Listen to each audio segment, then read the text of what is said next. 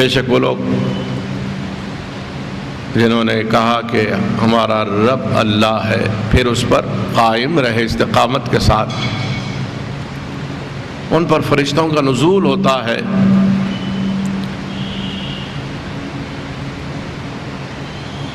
کہ نہ خوف کھائیں نہ رنجیدہ ہوں، اور بشارت سنائی جاتی ہے ان کو جنت کی جس کا تم سے وعدہ کیا گیا۔ بے شک ہم ہیں تمہارے ولی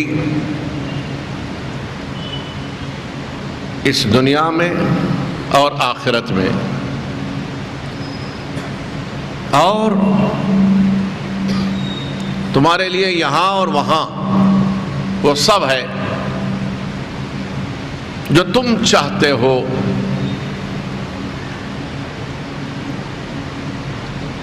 اپنی پسند سے، اپنی مرضی سے، اور جو کچھ تم طلب کرتے ہو۔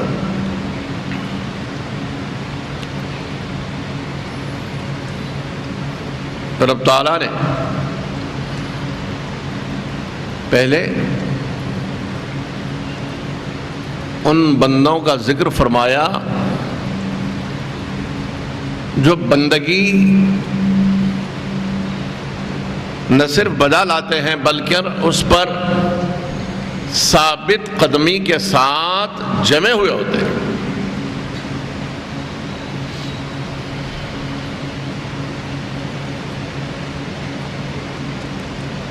یہ استقامت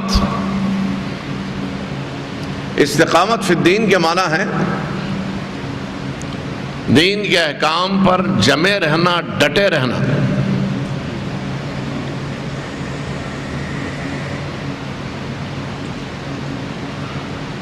تزلزل، تذبذب، شش و پنج، نیمے دروں نیمے بروں، کبھی ادھر کبھی ادھر، ایسا ہے کہ ویسا ہے کہ نہیں ہے کہ، یہ استقامت نہیں ہے۔ پھر استقامت کیا ہے؟ استقامت یہ ہے کہ کسی کی مرضی کے آگے اپنی مرضی کو مٹا دینا، اور جو اس کی پسند ہے وہی پسند کرنا، جس میں اس کی خوشی ہے وہی چیز چاہنا، جس سے وہ راضی ہو جائے وہی کام کرنا، تجھی کو دیکھنا تیری ہی سننا، تجھ میں گم ہونا۔ شریعت، معرفت، اہل طریقت اس کو کہتے ہیں۔ عبادت نام ہے تیری گلی میں آنے جانے کا، تیرے کوچے میں ہونا دفن، جنت اس کو کہتے ہیں۔ سیدنا عبد القادر جیلانی پیران پیر نے فرمایا، کن کل میتی فی ید الغسال، اللہ کی مرضی کے آگے اپنی مرضی کو ایسا ختم کر دے، مٹا دے، جس طرح غسل دینے والے غسال کے ہاتھ میں میت ہوتی ہے، جنازہ ہوتا ہے، مردہ ہوتا ہے۔ مردہ اپنی مرضی سے نہیں نہاتا، بے حس و حرکت پڑا ہوا ہوتا ہے، تیری مرضی، ایسے پلٹ کے ویسے پلٹ، ادھر الٹ کے ادھر الٹ۔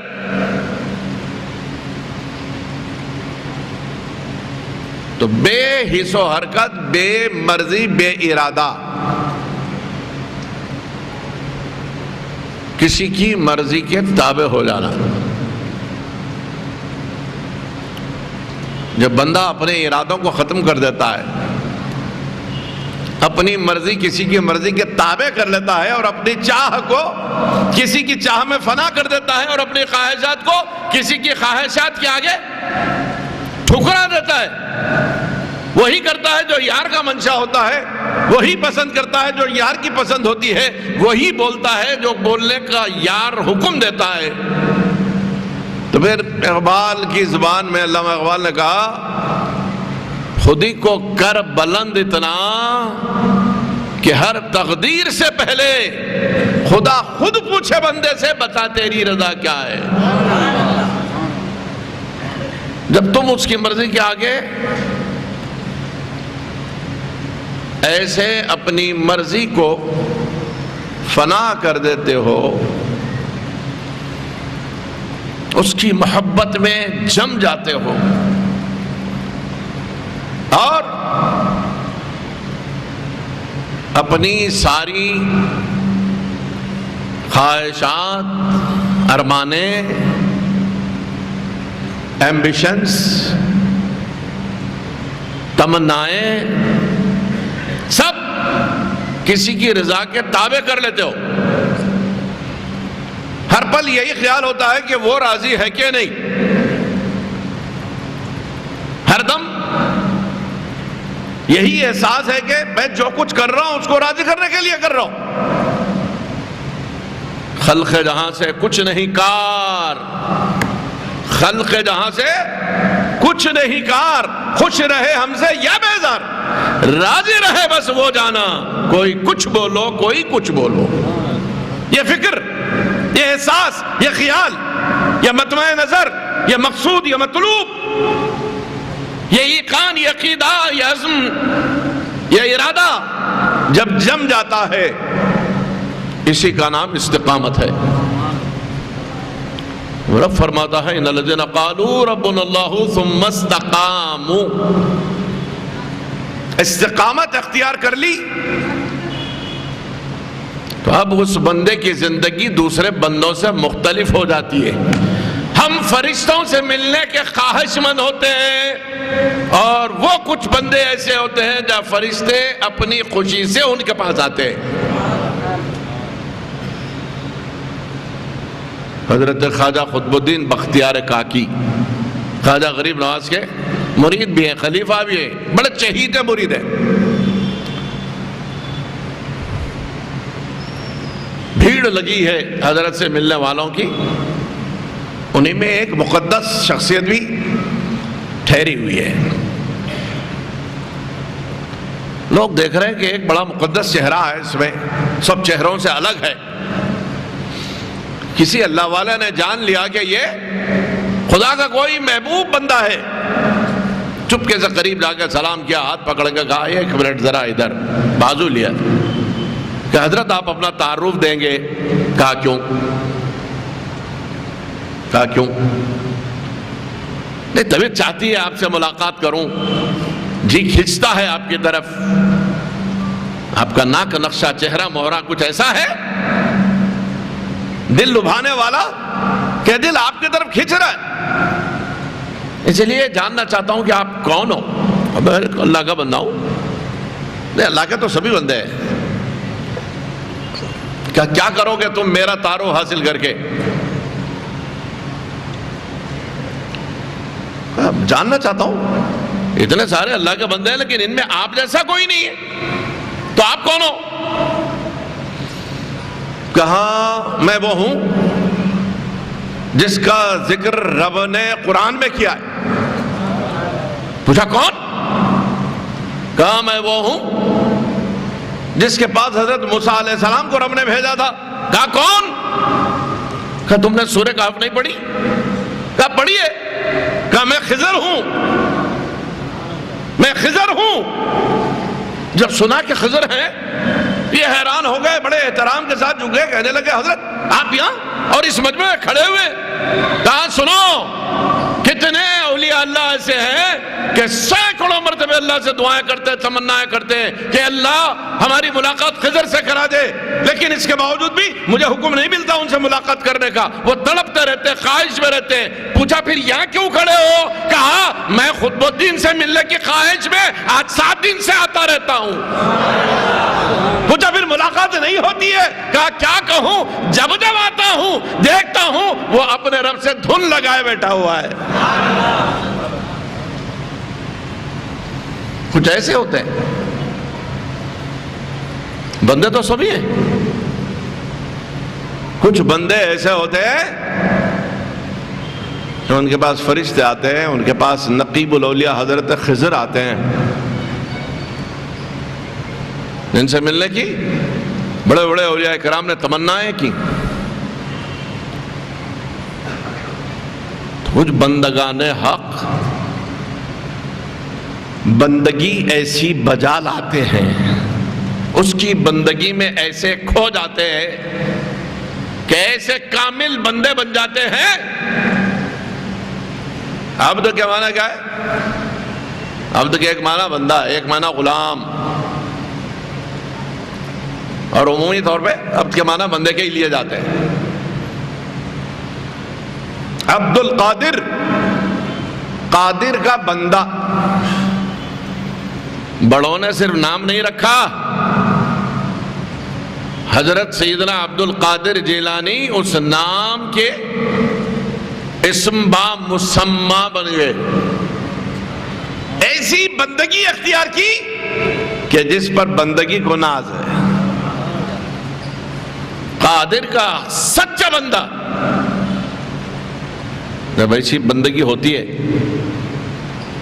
بندہ جب اس مقام پر آتا ہے، تو اب ہماری زندگی یہ ہے کہ ہم رب سے ہمیشہ مانتے رہتے ہیں یہ چاہیے وہ چاہیے، یہ ہونا وہ ہونا، یہ خواہش ہے، یہ ارمان ہے، یہ تمنا ہے، یہ ہمارے انبساط کی راہیں ہیں، یہ دل کی دھڑکنیں ہیں، یہ زندگی کا مقصود ہے، یہ مطمع حیات ہے، یہ مطلوب زیست ہے. مجھے یہ دے دو وہ دے دو، یہ بنا دو، ایسا کر دو ویسا کر دو. یہ ہماری زندگی ہے کہ صبح سے شام تک ارمانوں کی لمبی فہرست ہے. اس کے باوجود بھی کتنا مل بھی جاتا ہے تب بھی ارمانیں ختم نہیں ہوتی. غالب نے یہی بات کہی، ہزاروں خواہشیں ایسی کہ ہر خواہش پہ دم نکلے. بہت نکلے میرے ارمان لیکن پھر بھی کم نکلے. کتنے خواہشیں کتنے ارمان پورے ہو جاتے ہیں، لیکن ان خواہشوں اور ارمانوں کا سیل رواں ہے کہ تھمتا ہی نہیں. ابھی اور اس کے بعد یہ ہو یہ ہو، یہ ملے، ایسا ہو جائے، یہ ہو جائے وہ ہو جائے.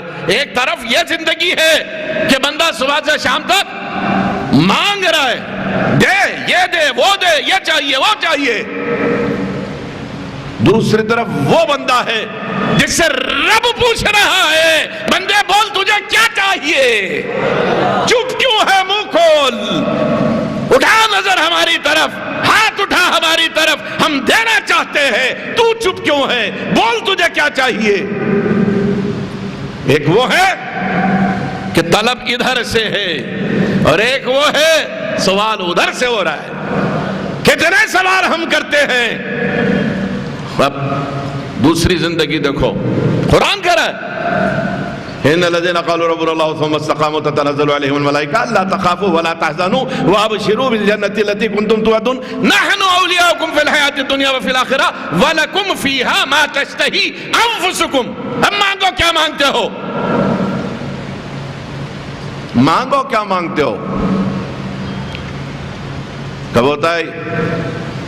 حضرت پیران پیر غوث الاعظم کے پاس ایک بڑھیا اپنے بیٹے کو تربیت کے لیے لا کے چھوڑ دی. جوان بچہ تھا، 17-18 برس کا. کہا سرکار اس کو آپ کا خادم بنانا چاہتی ہوں، آپ کے پاس رہے گا تو صالح بنے گا، ولی بنے گا، نیک بنے گا، عالم بنے گا. حضرت پیران پیر نے کہا کہ دیکھ مائی، کچھ شرطیں ہماری بھی ہیں، ہم ایسا سب کو قبول نہیں کرتے. مجھے کیا شرط ہے؟ کیا شرط یہ ہے کہ تمہارا بیٹا مجھ سے وعدہ کرے گا جیسا میں کہوں گا ویسا ہی کرے گا، جو میں کھلاؤں گا وہی کھائے گا، جیسا رکھوں گا ویسا ہی رہے گا، اور تم بار بار نہیں آؤ گی. اجازت ہے ماں ہو تم، بچہ تمہارا ہے تو ماں ہو، لیکن بار بار تمہارے آنے سے اس بچے کا دل یہاں نہیں لگے گا، ادھر ہی کی یاد ستاتی رہے گی. وہ نہیں بن پائے گا جو تم بنانا چاہتی ہو. منظور؟ منظور ہے. کتنے تو ایسے ہیں کہ تعلیم کے لیے بچوں کو برسوں کے لیے اپنی نظروں سے جدا کر دیتے ہیں. آپ کا کاشانہ تو میرے گھر سے دور نہیں ہے، کبھی کبھار تو مل سکتی ہوں. نے کہا ہاں اجازت ہے، لیکن روز روز تم آ جاؤ گی، اٹھے اٹھے تم آ جاؤ گی تو بچے کا جی ادھر لگے گا نہیں. کہا سرکار منظور. چھوڑ کے چلے گئی. وہ بھی مضبوط تھی اپنے ارادے میں، کہا وعدہ کر کے آئی ہوں، جب تک بلائیں گے نہیں اب جاؤں گی نہیں، مجھ سے وعدہ لیا ہے نا کہ بار بار نہیں آؤں گی، میں بھی نہیں اس وقت تک نہیں آؤں گی جب تک وہ نہیں بلائیں گے۔ بچے کی یہاں تربیت ہو رہی، اس سے ریاضتیں کروائی جا رہی، مجاہدے کروائے جا رہے، اسے علم دیا جا رہا، اسے تصوف پڑھایا جا رہا، اسے فقہ کی تعلیم دی جا رہی، تفسیر پڑھائی جا رہی، حدیث پڑھائی جا رہی، اصول فقہ پڑھائے جا رہے۔ ادھر یہ تیار ہو رہا ہے۔ آخر ایک دن حضرت غوث الاعظم نے کہا کہ اس کی ماں آ جا نہیں رہی ہے، پتہ نہیں کیسی ہے وہ بڑھیا، میں چاہتا ہوں کہ اس کی خیریت مجھے ملے۔ کسی نے جا کے بڑھیا سے کہہ دیا کہ حضرت پیران پیر تمہیں یاد کر رہے ہیں۔ ہاں یہی تو تمنا لیے بیٹھی تھی میں بھی غوث الاعظم ہی کی ہوں، مضبوط ارادہ رکھتی ہوں، اب یاد کیا اب جاؤں گی۔ جب آئی تو دیکھا کہ بچہ دسترخوان پر بیٹھا سوکھی روٹیاں توڑ رہا ہے، اور جب لا کے چھوڑی تھی بڑا جسیم، بہت صحت مند تھا، اور اب دیکھا ہے تو جسم لاغر ہو گیا ہے۔ بظاہر بڑی قابل رحم حالت ہے، لازمی ہے ماں کی ممتا ہے، ماں تو وہی تصور لے آ رہی ہے جس حالت میں اسے چھوڑا تھا، بلکہ اب تو یہ خیال ہے کہ غوث اعظم کے گھر کیا کمی ہے، طرح طرح کے نعمتیں کھا رہا ہوگا، طرح طرح کے میوے مل رہے ہوں گے، تازی تازی بہترین غذائیں مل رہی ہوں گی، اب تو خوب تر و تازہ ہو گیا ہوگا، رخسار پہ گلابی بجلیاں کون رہی ہوں گی، چہرہ ایسا حشاش بشاش تمتماتے چاند کی طرح ہو گیا ہوگا۔ ایسے سوچتے ہوئے آئی تھی، جیسے ہی دیکھا ارمانوں کا خون ہو گیا، دیکھا کہ بچہ کمزور لاغر دکھائی دے رہا ہے اور دستر پہ بیٹھا ہوا سوکھی روٹیاں کھا رہا ہے۔ بچے کی اس حالت دیکھتے ہی دل ہی دل میں سوچا کہ میں کیا سوچی تھی اور کیا ہو گیا۔ لوگوں سے پوچھا کہ حضرت کہاں ہے؟ کہاں اندر ہے۔ کیا عرض کرنا میں آئی ہوں۔ معروضہ کیا گیا کہ وہ لڑکے کی ماں بوڑھی آئی ہے، کہاں اندر بھیجو اسے۔ اندر گئی کو دیکھا کہ حضرت پیران پیر بھی کھانا کھا رہا ہے اور دسترخوان پر مرغ رکھا ہوا ہے، اور آپ مرغ سے کچھ اس کا گوشت توڑ کر ملاحظہ فرما رہے ہیں۔ سوچنے لگی میرے بیٹے کو سوکھی روٹیاں کھلاتے ہیں اور خود اندر مرغ مسلم اڑا رہے ہیں۔ خوب رہا، خوب رہا۔ نظروں سے کچھ کہنا چاہتی تھی، پیر روشن ضمیر نے تاڑ لیا کہ کیا کہنا چاہتی، مسکرانے لگے۔ کہا مائی بچے کو دیکھی؟ کہا جی دیکھی۔ کہا کیا کر رہا ہے؟ کہا کھانا کھا رہا ہے۔ کیا کھا رہا ہے؟ سوکھی روٹیاں کھا رہا ہے۔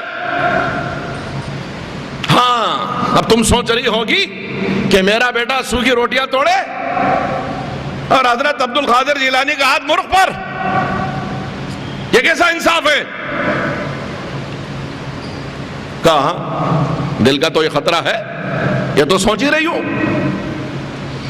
مسکرا دیا، فرمایا ماں تم نے اپنے بچے کو میرے پاس تربیت کے لیے چھوڑا ہے نا؟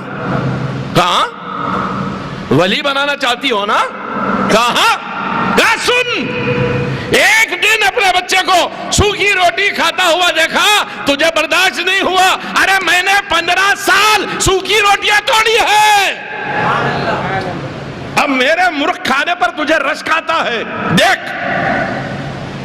وہ کھائی ہوئی مرغ کی ہڈیاں حضرت پیران پیر نے سامنے رکھ دی، کہا دیکھ یہی وہ مرغ تھا جو میں کھا رہا تھا، دیکھ۔ اور ان ہڈیوں پر سے ہاتھ پھیرا تو مرغ پھر سے زندہ ہو گیا۔ یہ دیکھی تو